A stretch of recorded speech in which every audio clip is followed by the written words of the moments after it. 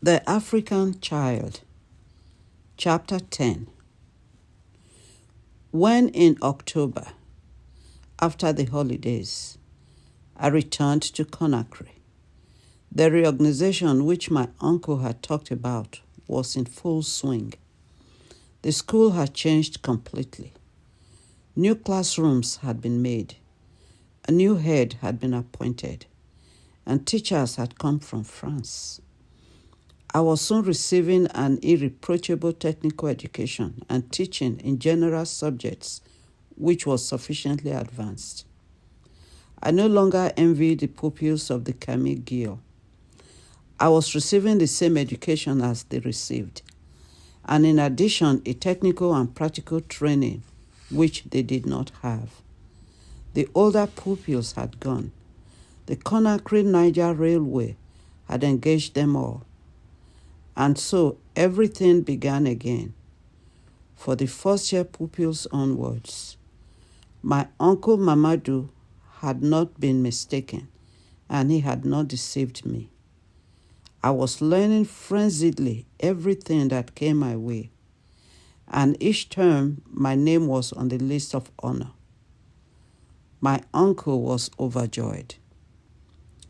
It was during that first year, since the preceding one no longer counted, that I became friendly with Marie.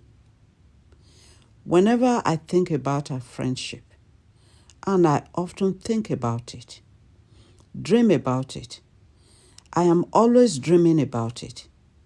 It seems to me that there was nothing in all those years to surpass it. Nothing in all those years of exile that meant more to me. And it was not because I was lacking in affection. My aunts and my uncles too gave me all their affection. But I was at the age when the heart cannot rest until it has found some object to cherish, when it can brook no shackles but its own, more powerful and more demanding than any others. But are we not always at this age? Are we not always consumed by longing? Is our heart ever at rest? Marie was a pupil at the girls' high school. Her father, before studying medicine and setting up a practice in Bela, had been the schoolboy companion of my uncle Mamadou, and they were still great friends, so that Marie used to spend all her Sundays in my uncle's house, finding there, as I did, the warmth of a family hearth. She was a half-caste, with a very light skin, almost white in fact, and very beautiful, surely the most beautiful girl of all the girls in the girls' high school. To me, she seemed as beautiful as a fairy. She was sweet and charming, and with a most wonderfully even temper. And she had exceptionally long hair. Her tresses hung down to her waist. On Sundays, she would arrive early at my uncle's, generally more earlier than I did, for I used to dawdle in the streets. As soon as she arrived, she would make a round of the house, greeting everyone, after which she would usually sit with my Aunt Awa. She would put down her satchel, take off her European clothes, put on the Guinean tunic, which allowed greater freedom of movement, and then she would help my aunt with her housework. My aunts liked her very much and treated her as they did their own, but often teased her about me. "Well, Marie," they would say, "what have you done with your husband?"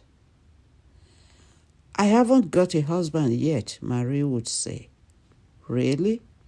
My Aunt Ngadi would say. "I thought that our nephew was your husband." "But I'm not old enough," Marie would say.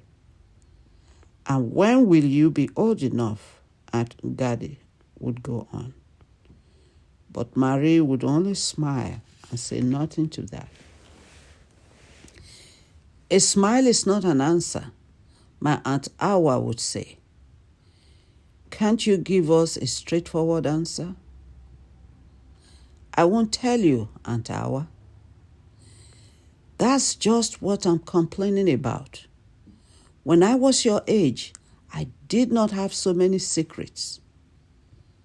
Have I secrets, Auntie? Tell me about when you were a girl like me. You must have had the whole canteen running after you. You're so pretty. Did you ever see such a rogue? My aunt would cry. I talk to her about herself, and she talks about me. And not content with that, she talks about my so-called successes. Are all the girls at the high school as cunning as you? My aunts had very soon noticed our friendship, and they gave it their approval. Not only that, they encouraged it. They loved us both equally well, and they would have liked us, despite our youth, to become engaged. But that was more than our timidity would allow.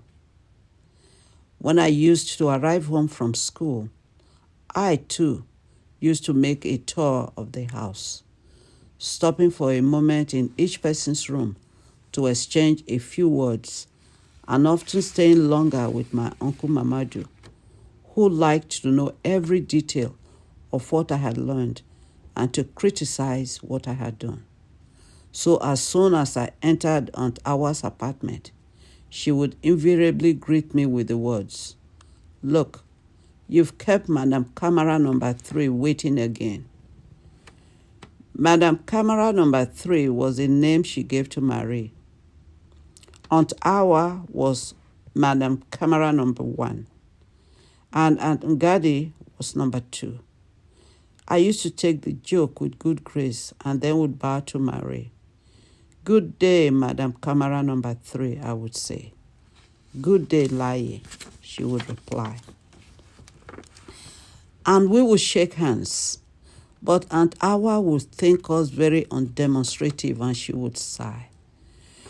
"What slow coaches you are," she would say. "My word, I've never seen 2 such slow coaches." I was still away without replying. I did not have Marie's gift of repartee, and Aunt Awa would soon have cornered me. I would begin my round of visits again, with my little cousins at my heels or hanging on to my clothes, the smallest ones in my arms or perched on my shoulders. In the end, I would sit down just wherever I felt like it, most often in the garden, for the swarm of children around me would by then be particularly noisy, and I would play with them while waiting for my dinner to be brought to me. For I always arrived with an empty stomach, terribly empty. This was first of all because I had a naturally good appetite, and secondly because I would not have eaten anything since getting up.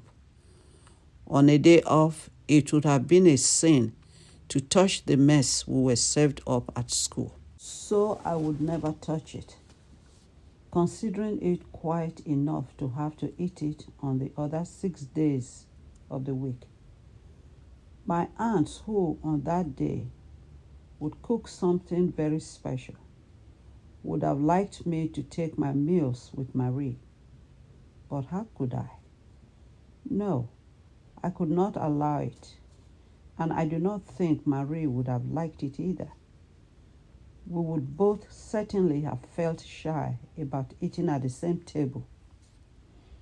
We were so very shy, and this shyness was incomprehensible and almost offensive to my aunts. But Marie and I never even discussed it. Such was our respect for conventions. We would never think of meeting again until after the meal was over.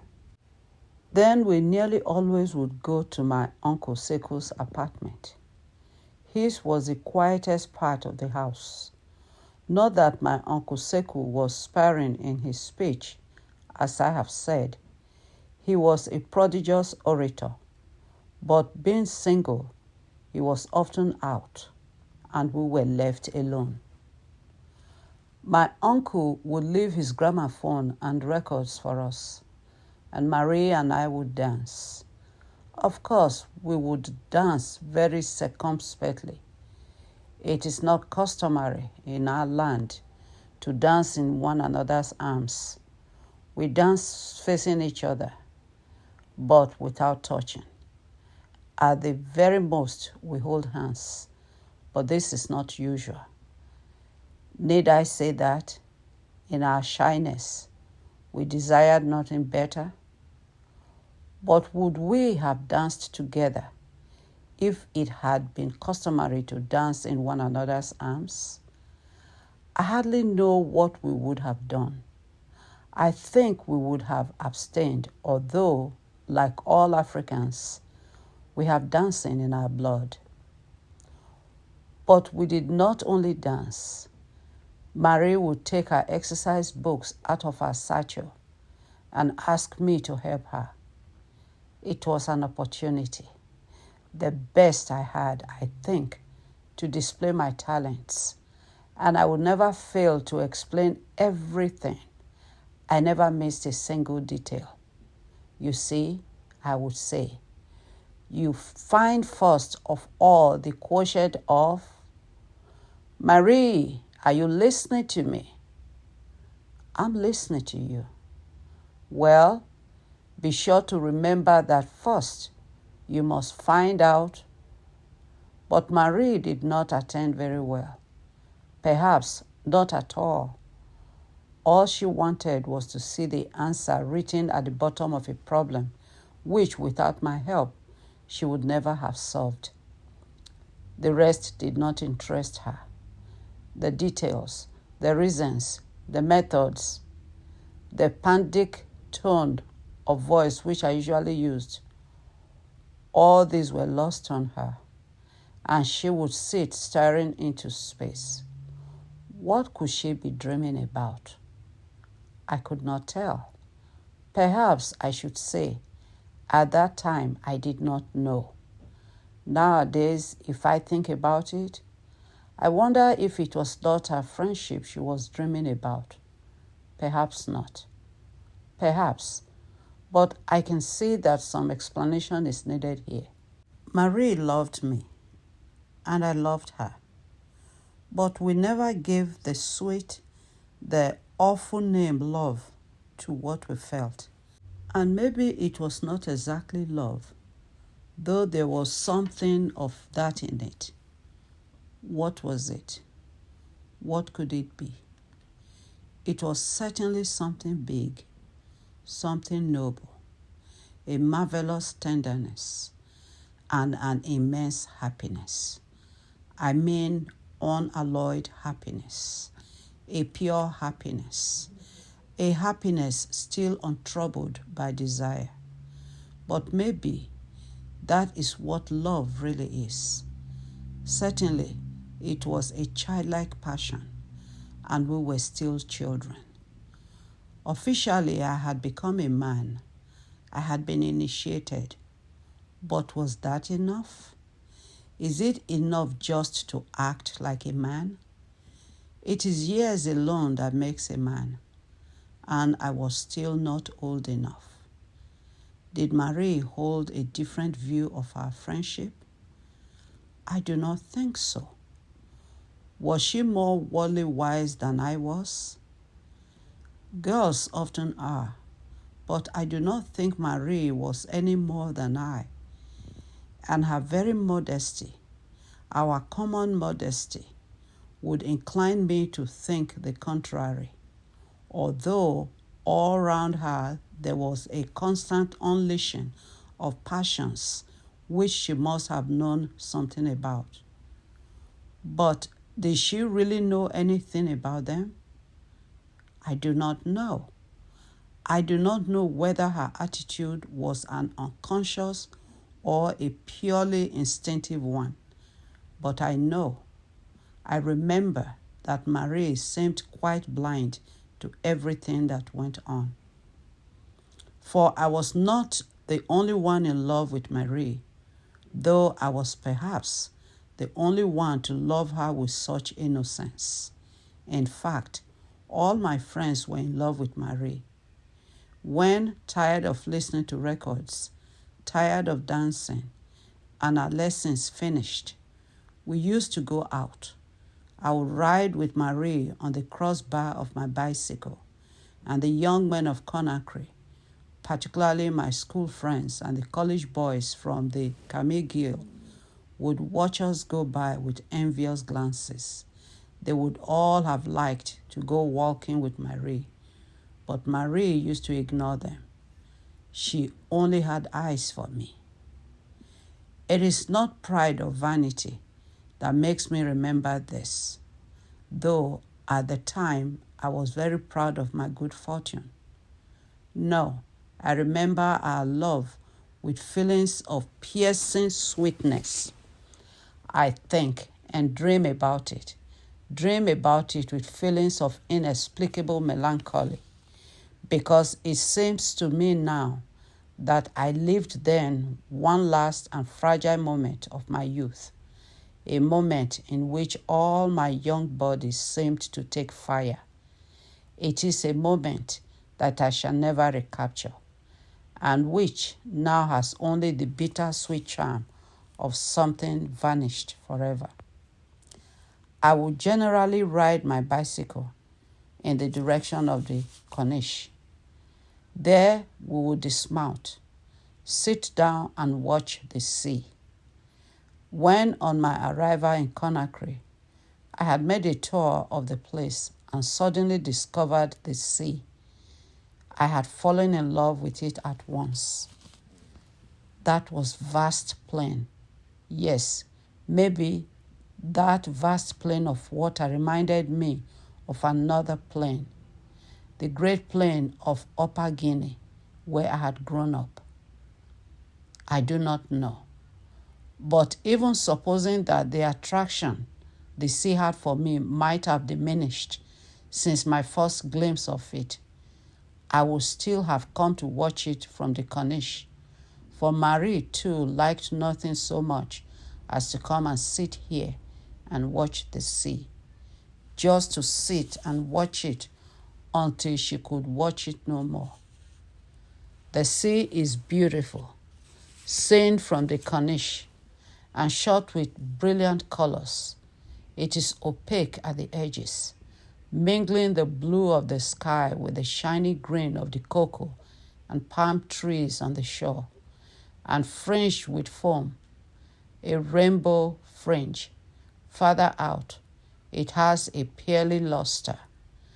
The islands of cocoa trees, which can be seen in the distance, floating in a slightly misted, vaporous radiance, have such fresh, delicate shades that you feel your heart overflowing with happiness at the sight. And moreover, there is wafted from the open sea a breeze which, though slight, nevertheless moderates a little the oven-like heat of the town. You can breathe, I would say. Here you can breathe. Yes, Marie would say. Do you see those little islands over there? I'll bet you could breathe there even more freely than on the Corniche. I'm sure you could, Marie would answer. Wouldn't you like to go over there? Where? She would say. To the islands? But it's sea all round. Yes, of course, it's sea all round. But nobody ever goes to those islands. They are desert islands. The fishermen go there. We could take a boat, and within half an hour, we would be there. Take a boat? Marie would say. And out of the corner of her eye, she would seem to be measuring the violence of the waves, which were dashing against the red rocks on the shore. I wouldn't like to go in a boat, she would say, Can't you see how rough the sea is? Yes, the sea was rough. It was thundering violently against the shore. A boat was a very fragile thing to venture out in against such strength. The fishermen were not afraid of it, but we were not fishermen. We would have had to know, as they do, the places where the sea is calmer and how to tame its wildness. But I knew nothing about the sea. I used to venture out on the Niger, of course, but the sea's power was different. The Niger flows with a tranquil strength. It is tranquil. It would rouse itself a little only in times of flood, whereas the sea was never tranquil. It was never at rest, but constantly rising with rebellious force. We could ask some of the fishermen to take us there, I would say. Why? Marie would ask. You don't need them in order to get there. You don't even need a boat. All you need is the sight of your two eyes. If you watch the islands for a long time, if you can stare at them without blinking, or gaze at one of them so long that it begins to tremble, it's almost as good as having landed on it. You are on the island. Do you really think so? Listen. You can even hear the breeze blowing through the cocoa trees. You can hear the rustling of the cocoa trees. But the sound really came from over our heads. It was in the tops of the cocoa trees planted along the edge of the coast that the breeze was blowing. It was merely the palm fronds on our own cocoa trees that were rustling, and the enchantment suddenly faded. We both burst out laughing. What else did we talk about? About school, of course. We would tell each other the latest gossip about our respective schools. Maybe, too, we would talk about the past. Perhaps I would talk about Kurosa and about my holidays at Tindikan. What else? I don't know. I really don't know. Doubtless we concealed nothing from one another except our friendship, except our hearts. Our hearts were like the green isles that we used to watch trembling on the horizon in misty radiance. We could travel there in our thoughts, but we could not actually approach them. Our friendship was an inward thing, inhabiting the very depths of our being. It had to remain unspoken.